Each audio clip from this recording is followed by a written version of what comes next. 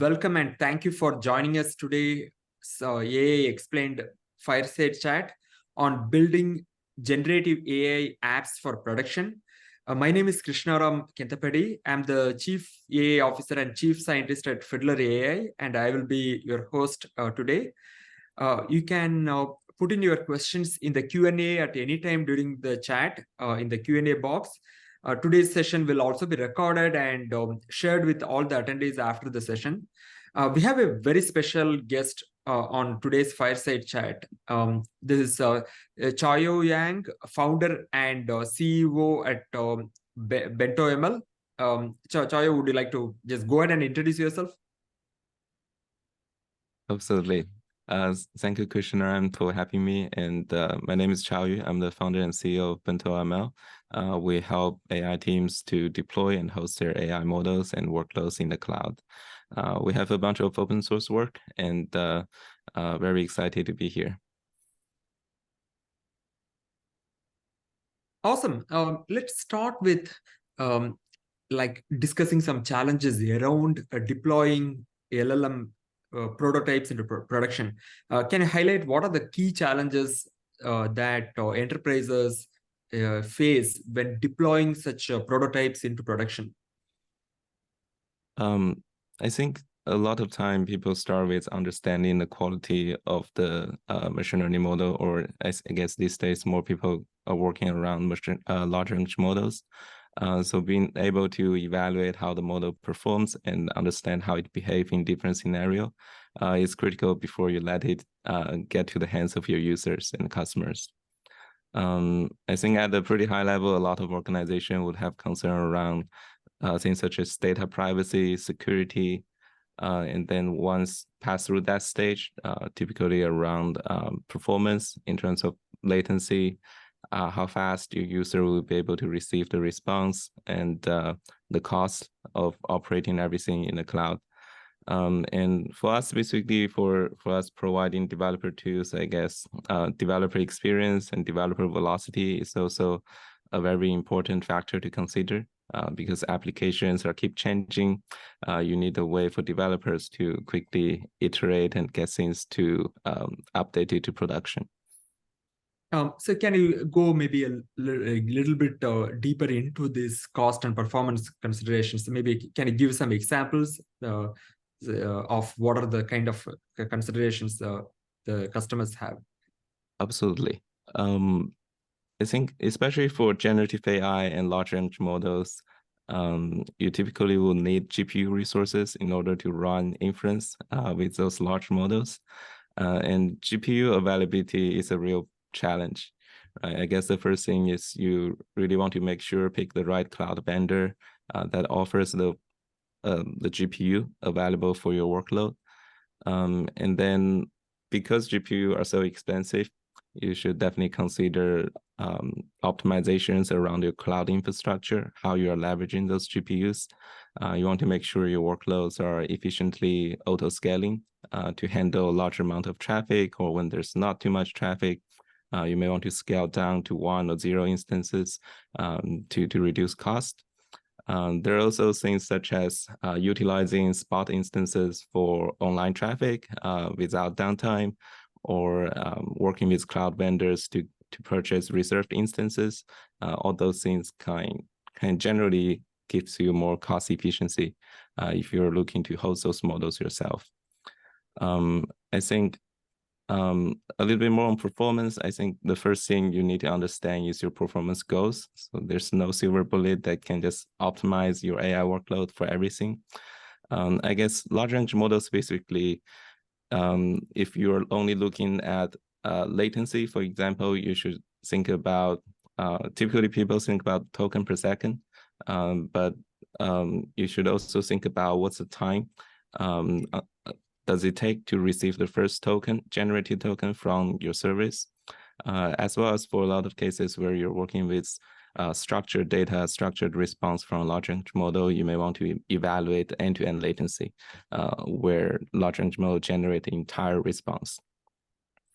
So kind of somewhat related to that note, how do you think LLM developers should decide between, say, using an open source LLM versus like querying OpenAI or other endpoints? What are the kind of trade-offs? Mhm. I think going back to the quality, first is GPT-4 from OpenAI, for example, probably offers the best performance out there in terms of large language model. But you want to see if you are solving a domain-specific problem. Let's say you're working with a customer support chatbot. It doesn't need to answer a complicated question that's retrieving, getting some knowledge from Wikipedia. And there's already a lot of content out there talking about how do you fine-tune an open source model such as Llama 2 that can actually beat GPT-4 in performance in some of the domain-specific tasks. So I think definitely from your business requirement perspective, look at what type of quality you need, what type of problem you're looking to solve, and at least validate if open source models are a valid path going forward.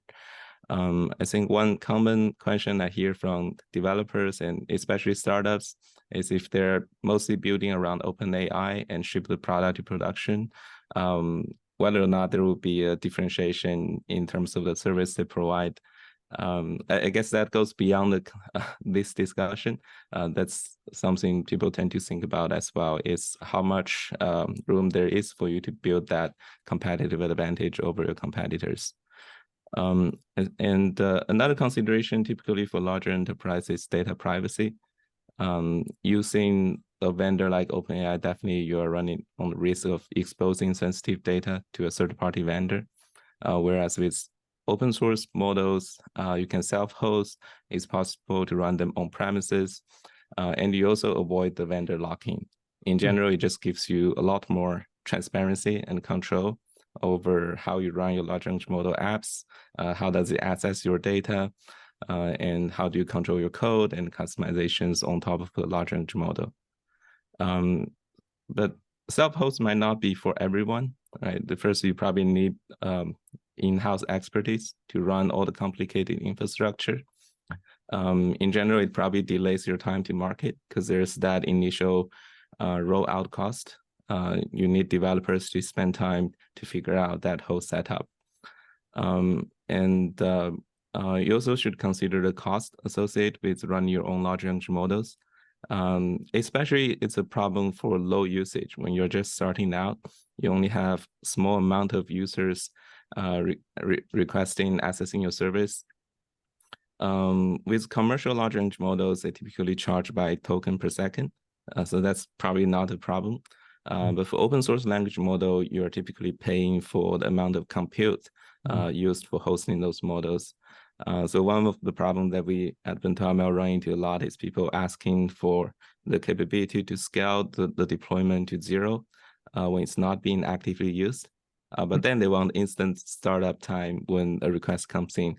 So that's an area that we do a lot of optimization on. But in the longer run, long term, if you think your service will have very high amount of usage, you will be able to saturate all the GPU resources.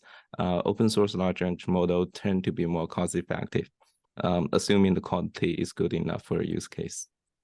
Yeah, I think that's a really amazing perspective. And just to add to that, yeah, sentiment I often hear from conferences like the one I mentioned, or from talking to customers, is that if you are building a new LLM application, maybe initially focus on identifying the product market fit, right? Initially focus on identifying, getting some basic functionality end to end, and seeing the feedback, gauge the feedback from potential customers. And for that, maybe the path of least resistance might be possibly leveraging an existing endpoint, right? OpenAI or other endpoints, and building this. But then once you have set that up, and you see that there is a lot of interest in the whatever you're offering, and then maybe start thinking about having the expertise for maybe leveraging an open source LLM, right? For all Absolutely. the reasons that you highlighted, like whether it is keeping the data proprietary to yourself. You don't want to, you may need to meet certain regulatory requirements, or you may not want to be paying a lot to OpenAI once you, especially as your traffic gets larger and larger.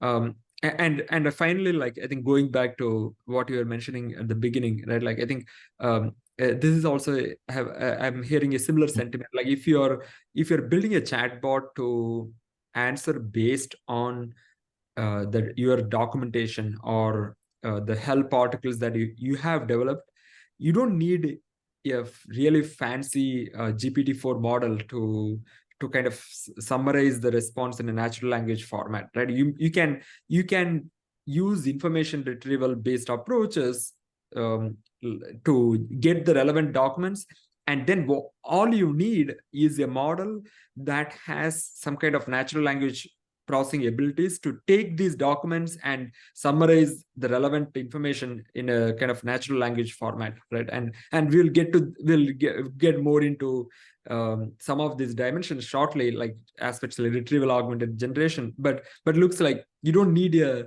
you don't need a GPT-4 model for just addressing this, right? You're not, so long as you're not trying to leverage all the world knowledge that it has captured, you may not need this. That's a great point. Yeah, I think a lot of the customers, open source user we see really successfully self-host their models, kind of go through that path of trying out building prototype with the commercial available LLMs, and then evaluate the business outcome.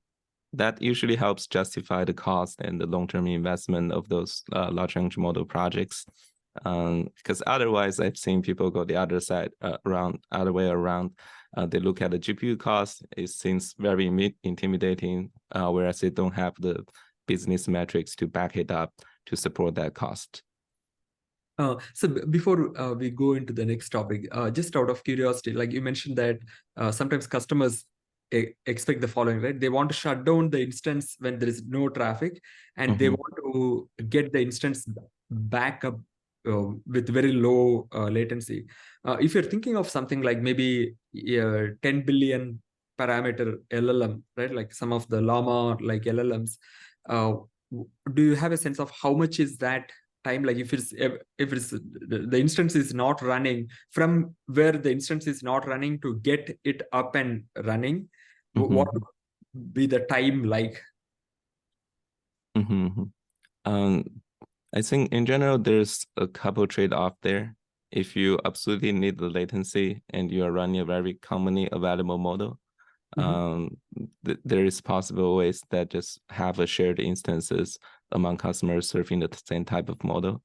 If you want a dedicated deployment, there are also ways to, for example, keep the instances warm and catch the images on the node, or ways that to make sure the model load into memory faster.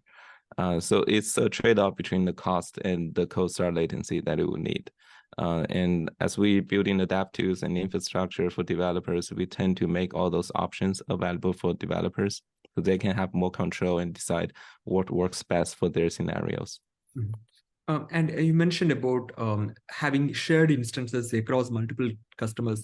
In that instance, like in that case scenario, like are there ways to have a clean separation, like making sure that the prompts from one customer somehow don't influence the state when a different is asking the same language model? For us, it's always a clean separation. I think we in the case of Bento Cloud, we do kind of dedicated deployment for each customer. So they don't, the one model instance won't be handling two requests from two different customers at the same time. Yes, I think that's a good point, and that gets us into this dimension of, say, security of LLM apps, right? So could you start with just highlighting what are the different security and safety considerations, and are there any lessons we can draw from deploying predictive machine learning models? Um, I think first is probably still the topic of data privacy, like where you manage your data, do the data and model governance, understanding what are the data set used for training each specific model. I think that from a data science workflow perspective, still the same concept applies to large language models, especially in the enterprise setting. I think with LLMs, they come with a greater capabilities, but also things such as hallucination can cause serious problems in production. So I think actually observability has never been more important with large language models because they can do so much and so unpredictable. So being able to understand how your prompt or your fine-tuned model behave in different scenarios, how your customers are engaging with those large language models becomes very important. And those observations can help you continue to improve your large language model application. Yes, I think that's spot on. As we were just starting to discuss before the webinar started, right? I think one sentiment I see is that in for predictive machine learning models, often customers wanted monitoring and observability of what's going on, but they were fine with maybe having these kinds of observability with their delay of maybe 5 minutes or 30 minutes or an hour, depending on how we have set up the monitoring pipeline. But with the LLMs, because of all the reasons you kind of alluded to, right, like hallucinations to generating toxic content or even leaking PIA and so forth, customers are showing a lot of interest in having an AI safety or proxy layer that even detects these kinds of issues in real time and ensures that the end users don't get to see maybe the toxic content generated by the LLM or the any PII leakage or bias or other types of issues with the LLM. So they are really looking for addressing these kind of security or safety considerations right during real time, and that's an interesting shift that we are seeing compared to say the customers using little bit more predictable models, right? Like with all the issues with LLMs, this seems to be a sea change. We're actually seeing some customers use more traditional ML or, for example, use a fine-tuned BERT model to help classify if the output is toxic or to detect if the user is asking a genuine question in the context of the business problem. But I guess another thought in the back of my head is that there are still a lot of problems people trying to solve with large language model can actually be solved with a domain-specific machine learning model. I guess the lower barrier to entry and really easy to set up makes people think about how that can be impactful for their business. Yeah, I think that's a great point. In fact, we are seeing this line of approaches where there is a benefit of using other language models or other kind of maybe not very large parameter, even smaller size models to evaluate some of these dimensions. Like even in the process of building Fiddler Auditor, which is an open source project we released a few months back to kind of study the robustness and other issues with LLMs, we notice that leveraging other LLMs to generate maybe variants of prompts or identify how similar are the responses is quite valuable. So let me ask one of the questions that we hear from the participants. Do open source LLM models specify their data sources for training? Is that is that all clean data from a legal perspective? If we build a solution for a client leveraging an open source LLM model, is the client at risk of getting sued over training data, or is that fear not legitimate? That's a great question. I think it really depends on the LLM provider. Some of them do disclose the source data sources used for training. Many of them you cannot find any reference at all. So definitely be careful when choosing the open source large language model. I guess another pretty common thing to look at is the license for the open source model. What's specified in the license? Does it allow commercial use?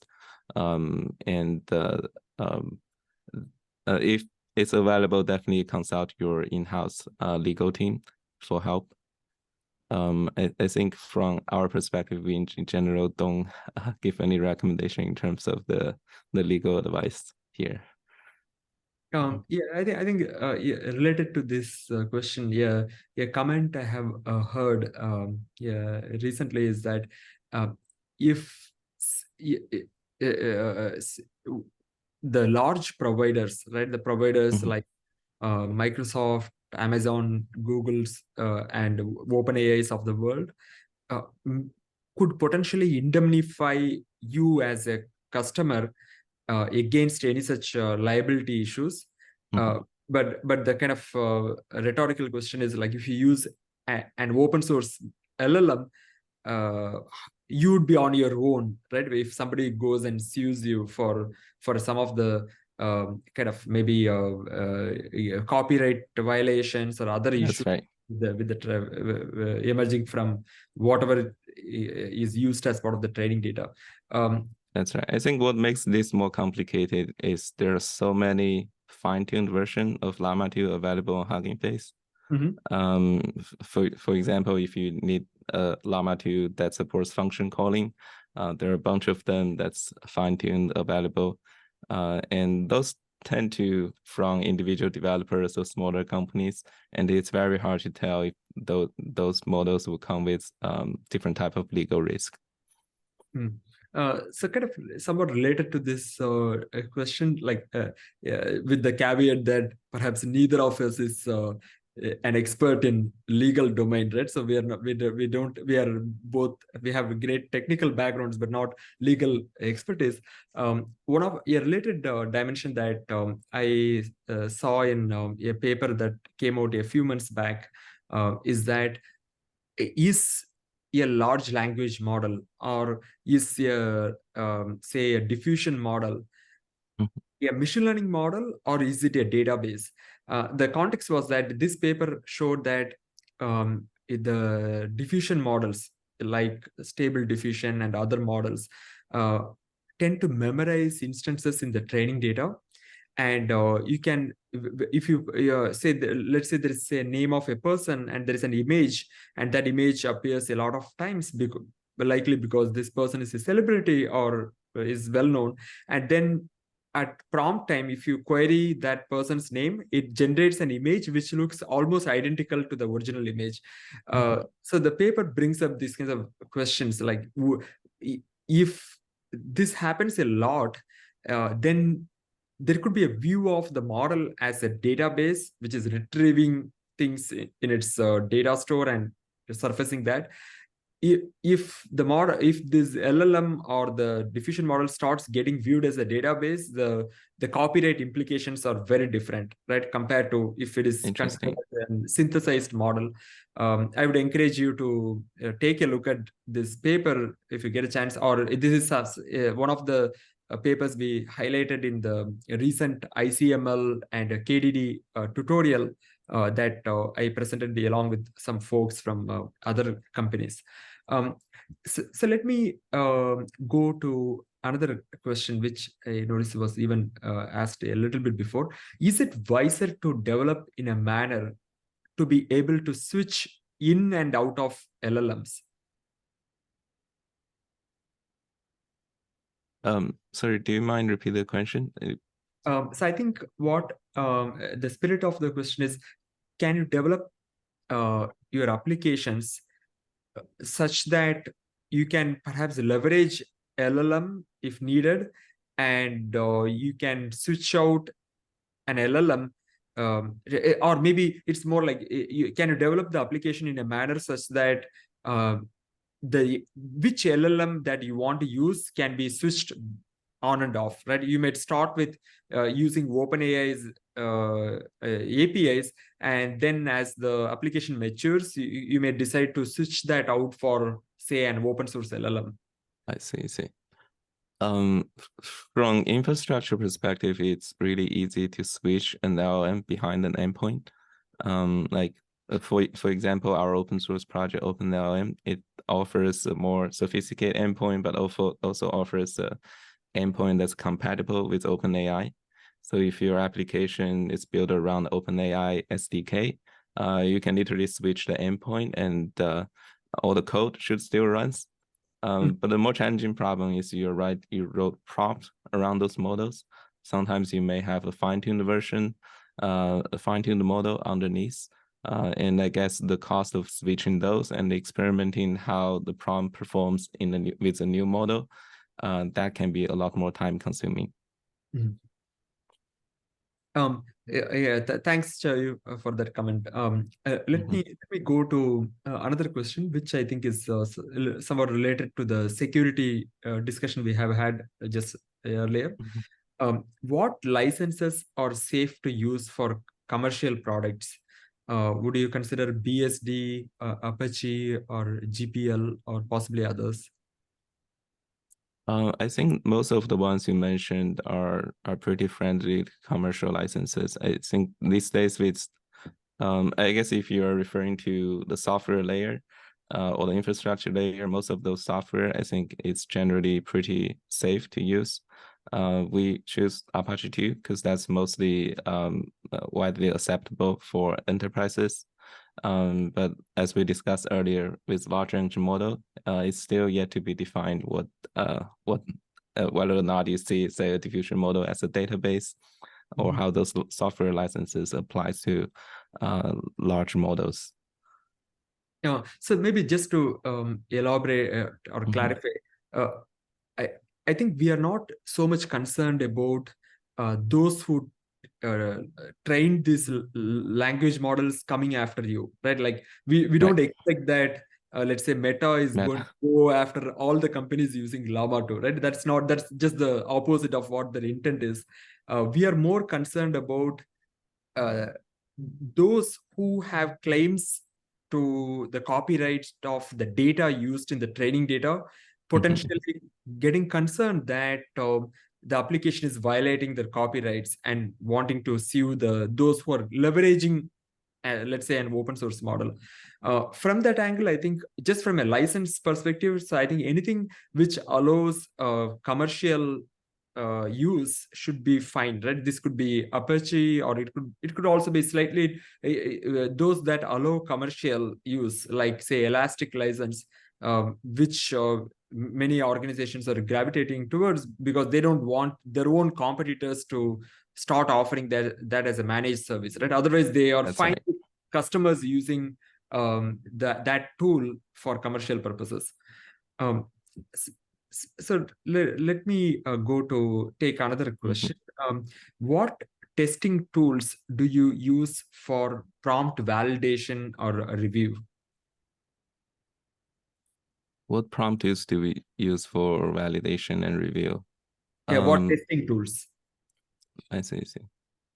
I think we are mostly building tools for developers, and we see a lot of our developers actually use very different tools. Like our customers, they use different tools for that.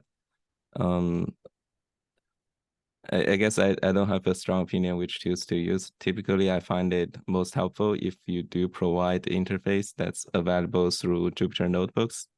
So you can really easily experiment with one-off prompts, but at the same time, you can easily scale it to on a larger data set and then figure out ways to visualize and understand them. So if I may add some thoughts, I think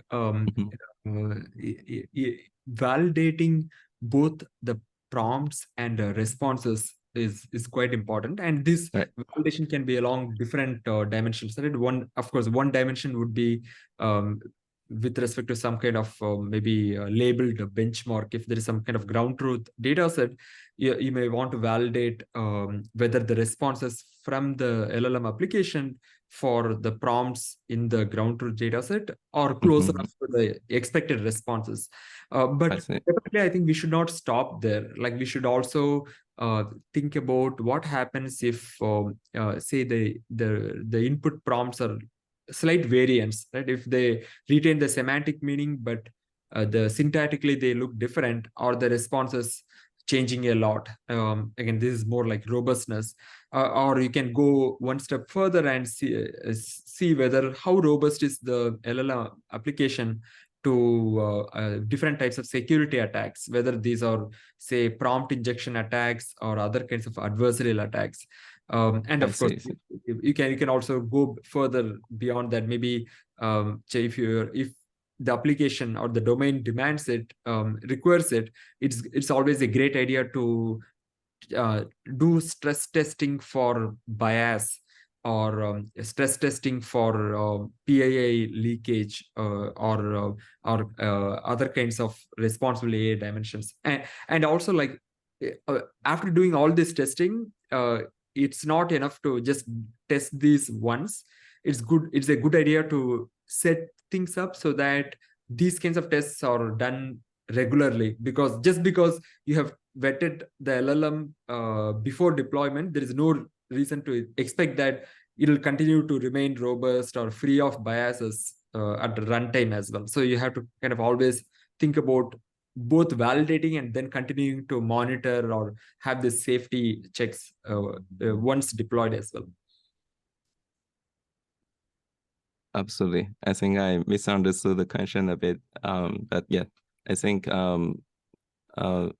one thing interesting related to this is we've seen quite a lot of LLM applications that's output structured data or able to become structured data. People tend to use even some of the model evaluation technique we've been developing in the ML ops space. For example, the function calling case where you're returning a structured JSON. You can compare the output, even accuracy, or if there's unstructured data, compare their similarity. As also cases like SQL generation, you can perhaps run the SQL and compare the result to get a more accurate view of how the model is performing, and kind of set that up to automate the testing going forward as you change your application. So along those lines, like, are you seeing or have you seen instances where there are mitigation approaches as well, right? Like, let's say that you instruct an LLM to generate the response in a JSON format, but maybe it does that 90% of the time. But for the remaining 10%, it generates something close enough to a JSON, but maybe there is some kind of syntax, or right, it does not obey the JSON syntax. Can you then, or people applying some kind of bandages, right? Ways to fix that in those kinds of situations? I think fine-tuning is a really good way of fixing that issue. In my experience, fine-tune the model, if it's only seeing generated JSON data, you tend to follow that really well.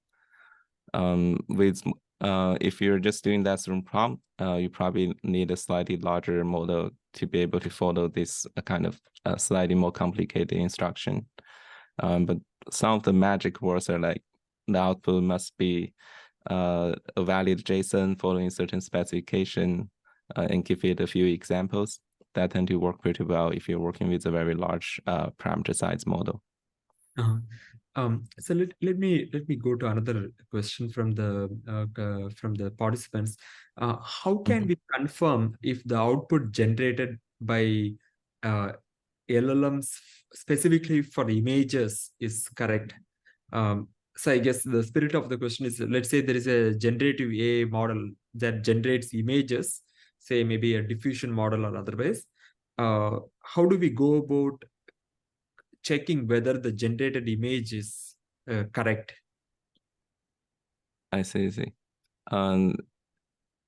That's a very interesting question. I've never thought about that. I guess one potential thing you could do is also use another model to describe the image and then compare the output's similarity. But I don't know if that gets to the accuracy you will need. Otherwise, there's always a route of just human labeling and evaluating the data set, the images generated. So one line of work that I have seen or heard about is,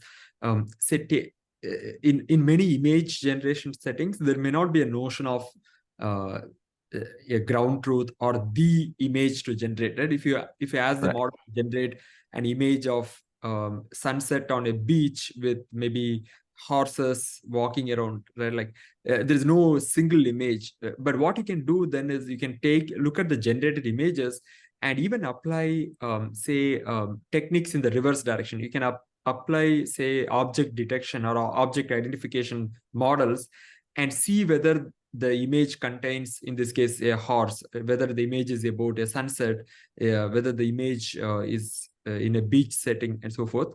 And this may be a way to test the generated image, kind of like using models themselves to some extent. And of course, like human evaluation goes one step further and can kind of address issues that subtle issues that you may not be able to identify just by approaches like image detection, object detection. But these may be some ways you can test whether the model has obeyed the instruction. But in That's terms right. of testing whether the model generated the best possible image, that becomes a little bit subjective. And maybe I don't know whether you can use another kind of image to text kind of model to assess the quality of two generated images, or maybe you may want to use human judgments in terms of which of these images is the best output for this model, for this prompt. Yeah. So let's go a little bit into different ways in which different LLM developers have been thinking about leveraging LLMs. So these go all the way from, say, aspects like prompt engineering to say retrieval augmented generation or fine tuning, or even if you have large enough proprietary data, training your own LLM. Um, in your view, how should LLM developers decide between these different options? I think even today, fine-tuning and of course training your own LLM still requires a lot of in-house expertise to process to get the right data prepared, and also figure out the right recipe, especially for training your own LLMs. I think fine-tuning has become a lot easier nowadays, and it works for some of the domain-specific use cases really well. But regardless, this type of setup have that initial a pretty complex process to set it up. Not only for the training process, but we also discussed how you continue to evaluate their performance over time. And it's a complexity that you need to think about if your team is worth the time for your use case. RAG, on the other hand, I think it's quite a bit easier to get started. I think the one main benefit I see with RAG is it's a lot more transparent and gives you more control in terms of, you can see exactly what are the data set the RAG application is accessing to. If you want to implement something like access control, role-based access control, one user can only access certain amount of, certain range of data in your database. You can easily add that on top of a RAG application. It also makes way easier to add or remove data, to limit LM from accessing certain data. If you want to do, data governance, data lineage to track what are the data being used, which version of the data set it were accessed at a certain point of time, and how those data set will reflect the real world changes to those data. That transparency makes it really easy for developers to control. I guess lastly, just I think the most powerful LLM apps tend to combine some of those approach above. You could build a RAG application on top of fine-tuned large language models, or even fine-tune the embedding to improve the retrieval performance. and then use prompt engineering, to fine tune, to improve the model's the overall performance. Yeah, yes, I fully agree. I think there's often a thought that these approaches are kind of mutually exclusive, but as you pointed out just now, they're not. You can kind of combine, say, retrieval augmented generation along with fine tuning, right? Because both of these are serving slightly different aspects. Recently saw this analogy with say a patient going in a healthcare setting, right, getting some advice from the doctor. The analogy was more like the doctor's specialization is considered analogous to fine tuning, and all the historical context about the patient was considered analogous to retrieval, right? The retrieval augmented generation, all the context that you retrieve for that specific patient. So clearly, like, both of these can coexist, right? You in spite of the doctor specializing in some domain, you still need the context of the patient. And similarly, like, just having the context of the patient may not always be enough, right? Like, again, it depends on the application. So along similar lines, I think when we think of a final application, I think it's good to think of all these some of these issues that you highlighted. Like, do we want the LLM to respond just based on the retrieved data? Then I think the retrieval augmented generation is very important. You don't want the LLM to just go and start discussing things outside this domain, right? Or start hallucinating. At the same time, if you want, if your application is reasonably different from maybe the generic applications, then fine tuning is always a good idea. Mm-hmm. So let me go into another question that I see here. So yes, I think we kind of answered this question about, should machine learning teams consider RAG over fine tuning? Can both methods coexist when deploying an LLM? The answer is yes. But related to that, do you have thoughts on, say, when people go about fine tuning an LLM, how often do you think they should fine tune? Like, they might fine tune. Say, let's say they have fine tuned an LLM now, and they deploy it. But do you have a sense of what may be the parameters, or what may be the considerations to decide when to fine tune the model again? Mm-hmm. That's very interesting because it's quite different than the retraining process in the more traditional ML ops setup, where the changes in the data could, the distribution shift could actually affect the performance quite drastically. I think RAG kind of solves some of those problems. If you have new data arrived, if there are changes in your source data, it kind of reflect that on the fly. And also depends on what's the goal for fine tuning. Is it for the model to memorize some of the fact, or is it more about having the model to follow a specific format or of the response? I mentioned earlier, you can fine tune an LM to understand, say, function definitions and return the structured JSON format. For those cases, you probably won't need to frequently fine tune the model.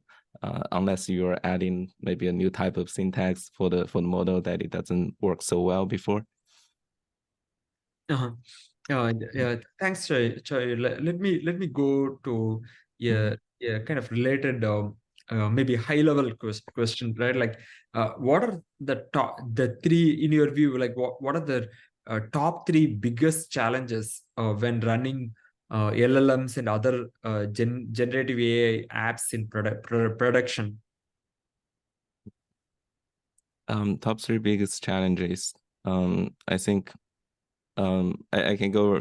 One is evaluation, understanding how your model performing, and the second is security. So make sure your models are behaving as the way you expected. Don't generate toxic content, and don't hallucinate too much that mislead your user.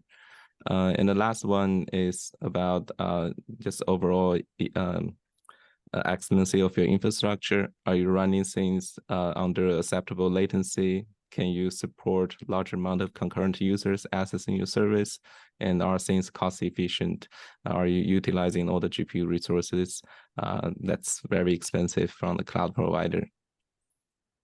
Yes. I think it makes a lot of sense. All these dimensions are really important, and between these, like, do you have thoughts on when somebody is just developing a new LLM application? Do you have a sense of should they focus on one versus the other, or should they consider all these simultaneously?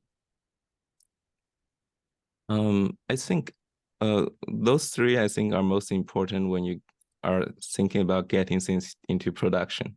They're all very important. Probably depends on your business. You want to prioritize them differently. But when you're just starting out, I feel like it's still that validating the business impact, getting a prototype end-to-end working. That's probably more important because that's how you justify investing more engineering and resources into the project. So let me take a question which is a little bit related. What are the concerns expressed by enterprise customers when they deploy generative AI for production in terms of the AI risk management? Do they care just about the performance, such as accuracy, precision, recall of the models, or do they also care about robustness, fairness, explainability, and so on? If they care about these risks, what is the difference between generative AI and a common a traditional machine learning use case or model? So uh, I can take a stab at this, and would love you to add your thoughts as well. I as we kind of briefly discussed earlier, I think the AI governance and risk management is definitely a top of the concern for enterprise customers. Definitely they do care about aspects like performance, right? A performance in terms of the quality of the responses, whether it is accuracy or other related NLP related metrics or image related metrics for the models. But in addition, the things that we hear a lot are things like, is there toxicity in the responses? Is the prompt or the response potentially leaking any personally identifiable information or PII? How robust is this application? The application might look great in a demo setting, but when you actually deploy it in production, would it continue to remain robust?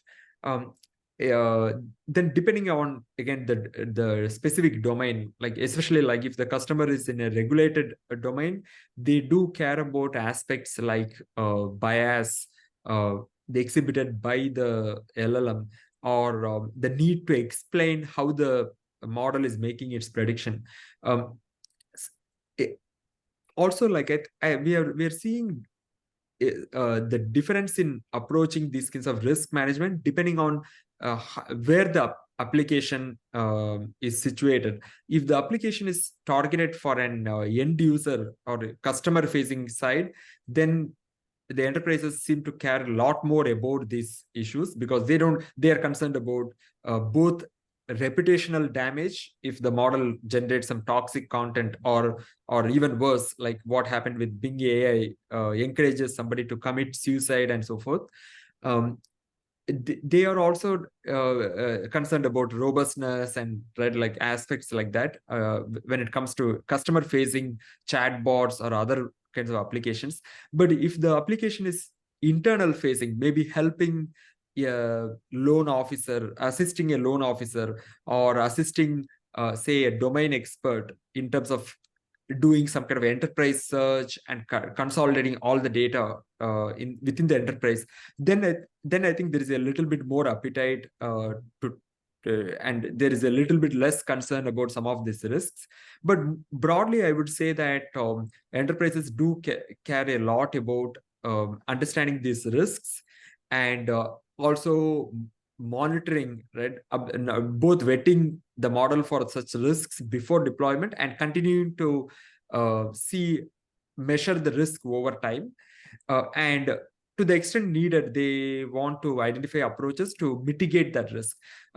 So a related dimension we see often is that uh, these models may not exist in isolation. Often these models might exist to help some domain expert. So even understanding when such models can be relied upon and when we should instead defer to the domain expert itself is a huge value. Understanding the failure modes of LLMs or other types of models and being able to defer to the domain expert when the models are not expected to work well is also important. It's not necessarily required that the model should be accurate 100% of the time. We just need to know when the model cannot be relied upon. And going to this comment about when should enterprises use predictive ML approaches versus some of the LLM or other approaches, I think it again very much depends on the use case. If the use case is highly regulated and there is a requirement to be able to articulate how the model is making its prediction, like in lending or similar settings, or to articulate the fairness or lack of bias of the model, then it may be better to go with well understood predictive machine learning settings models. But if the on the other hand, if the application is a little bit open ended, and where you want to leverage all the benefits of natural language interface or creativity of the diffusion models and so forth, then going for the generative AI models might be a good approach. Chao, would you like to add any thoughts? I think you covered it really well. I guess in general, people are seeing what amazing things large language model can do, but on the other side, we talk about responsible AI. We want to be aware of the biases and potentially toxic content generated from large language models. The whole industry, a lot of open source community and vendors are working really hard in solving those problems. I guess developers shouldn't be too intimidated by those risks. I guess a lot of new open source tools and products are now available to help reduce those risks and understanding large language models behavior a lot better nowadays. So let me take another. There are a number of great, fantastic questions. So let me take a question on the hardware requirements. What are the hardware requirements in terms of GPU or otherwise to run useful open source models like say Llama 2, 7 billion parameters and above? Right. That's a great question. We tend to think about that under the operability category. I guess the first question is, does the model fit in the amount of GPU memory you have? I think specifically for Llama 2 7B, I think the smallest we can run is probably just a T4 GPU with very limited amount of memory. And with quantization, you can even fit slightly larger models to a smaller GPU.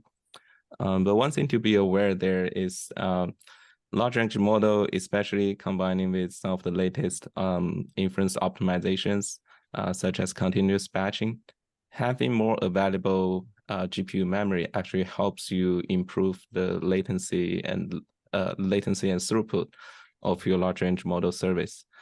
So in practice, if you are looking to provide this Llama 2 7B model being accessed by many applications, and you want to serve a saturated GPU as much as possible, it's generally good to reserve enough memory for running inferences and doing all the caching that's necessary for the scheduler. Thanks, Shao. So let me go to another question about considering there is no ground truth. How do you test for performance of an LLM? Are there any standard data sets or benchmarks used for this? This question is more, I guess it's more about evaluating a large language model's capability itself. Yeah, that area I'm not an expert. I think more generally we see people, there are quite a lot of organizations focused on evaluating large language model itself out there, and a lot of benchmarks available. I think in practice, people tend to focus a bit more on evaluating for specific, domain-specific use cases, how they're performing. So, Yeah. in fact, I was about to just reflect on this exact sentiment, right? I think there are a few resources for evaluating LLMs themselves. For example, if you want to evaluate an LLM in a chatbot setting, there is something called a multi-turn or MT benchmark. There are leaderboards. For example, LMSys is a leaderboard for chatbots and other language models, or Hugging Face has similar leaderboards. We discussed some of these evaluation approaches in the tutorial I was referring to. Maybe we can share the link here in case anybody is interested.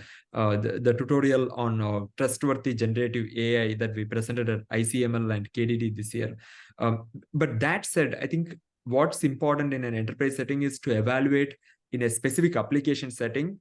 If you're, say, a healthcare company, or if you're a manufacturing company, these evaluations done in a generic setting may not carry over. It's still a good idea to evaluate with respect to maybe prompts and responses or otherwise for that specific domain which is of interest in your setting. And we're starting to see tools being developed with these kinds of situations in mind. So what are the suggestions to overcome context length restrictions with the open source models? Do you have thoughts on that? I think there are some kind of research and experimental work to work around the context length limit, but I don't think there's any breakthrough that really gives you the same quality of performance. I guess another approach I've seen some developers experimenting is more around offline syncing. Let's say in the retrieval augmented generation application, a user question may need tons of context. That's way too large for LLM to process. But if you can have the large language model thinking about those problems in the background and really make them the knowledge more concise in the database, then you can be more efficient when retrieving relevant information. It's kind of thinking, if you ask me a really hard question right now, it might take me a while to figure out the answer to the question. But if it's a question I've been thinking in the background for a while, I can probably retrieve it from my memory and answer it immediately. So I think there are other approaches in terms of how you orchestrate your LLM apps and on the infrastructure side that can help you work around the context length. Yeah, thanks, Chao. I think since we're almost running out of time, I'll just read some of the other questions for those who may be watching this video afterwards to reflect on. And some of these are addressed in various blogs or the tutorials that we have written, but some of these are not. Any practical techniques to protect LLMs against data poisoning? So this is a setting where an adversary injects some specific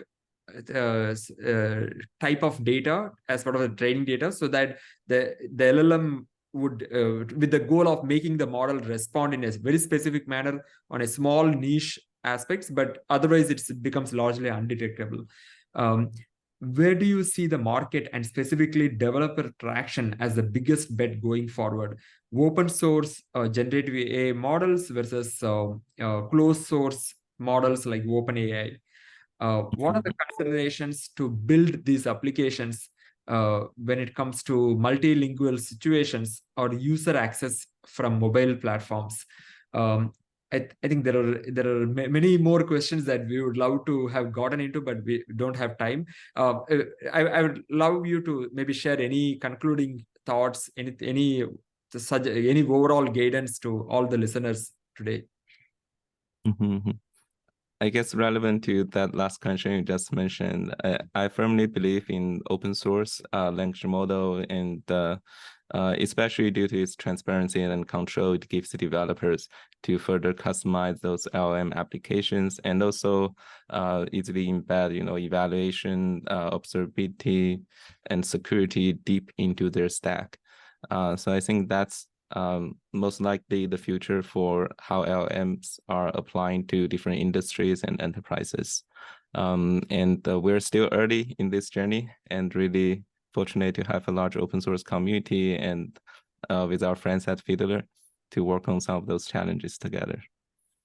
Yeah, likewise. We're very excited to be at the forefront when it comes to addressing some of these trustworthiness and observability challenges, and looking forward to working with BentoML and the broader community to help advance this domain. And thank you all for joining us today, and it was a fantastic conversation. Thanks, Chao, for your time. Thank you again for having me.